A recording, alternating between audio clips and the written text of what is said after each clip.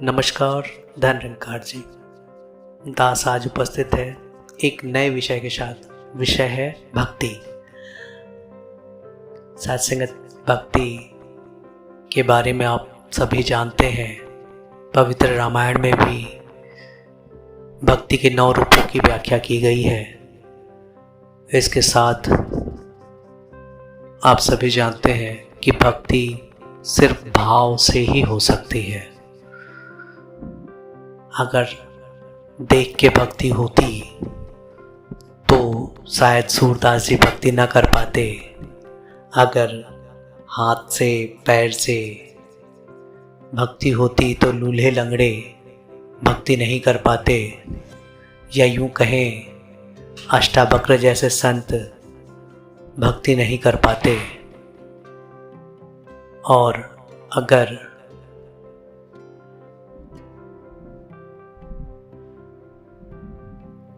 पांडित्य विद्या से भक्ति होती तो सदन कसाई जैसे भक्त नहीं होते।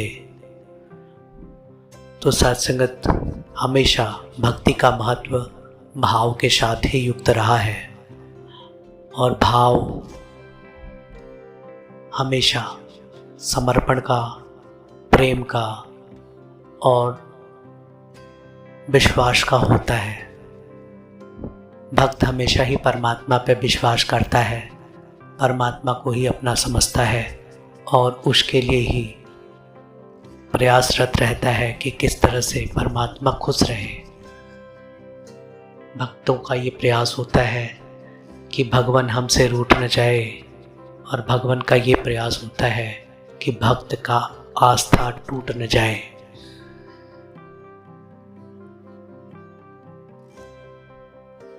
यूँ तो पवित्र अवतार वाणी में यह भी समझाया गया कि जग ना जाने भक्ति क्या है, प्रभु को पाना भक्ति है, छोड़ के सारे रगड़े झगड़े प्रभु रिझाना भक्ति है। भक्ति सच पूछो तो प्रत्यक्ष परमात्मा का ही हो सकता है, जिसको सामने हम प्रकट रूप में देखें। रामायण में ये भी कहा गया, भय बिन होत न प्रीत, कि भय के बिना प्रीत भी नहीं होता। भय अर्थात मर्यादा। अगर हम सामने वाले के लिए मर्यादित हैं तब तो उसके लिए सम्मान भी है और प्रेम भी है।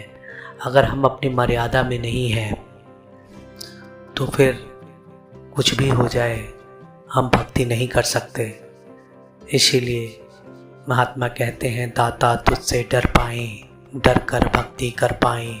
जब तक मन में रहता है डर, बात तेरी का होता असर।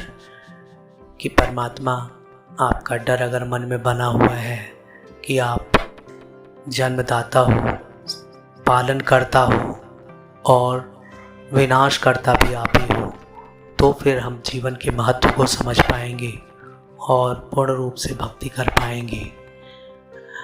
आइए इस स्वभाव के साथ ये प्रार्थना करें, अरदास करें कि सच्चे पातशाह गरीब निवाज आप जैसा चाहते हो वैसा हमारा जीवन बने, वैसा ही भक्तिमय जीवन हम जीते चले जाएं। मन में हमेशा समर्पण के भाव हो और चाहना युक्त भक्ति न हो, समर्पित भाव से हम भक्ति कर पाएँ। क्योंकि भक्ति है नाम समर्पण का, भक्ति में शर्त नहीं चलती, बेशर्त समर्पित हो पाए ये दास तुम्हारे चरणों में। हम समर्पित होकर भक्ति करें, इस भक्ति का ही लाभ हमें प्राप्त होना है। और अगर हम किसी डिमांड्स के कारण भक्ति करते हैं तो हो सकता है वो हम एज ए एम्प्लॉय की तरह कि हम ये काम कर रहे हैं तो बदले में ये चाहिए, तो वहाँ पे कभी कभी ऐसा होता है कि विपरीत परिस्थितियाँ भी आ जाती हैं। इसलिए हमेशा समर्पित भाव से भक्ति करें, अपने भाव को परमात्मा के प्रति समर्पित रख के भक्ति करें। इसी का आनंद है, इसी का लाभ है। प्यारे सत्संग जी, प्यार से बोलिए धनरंकार जी।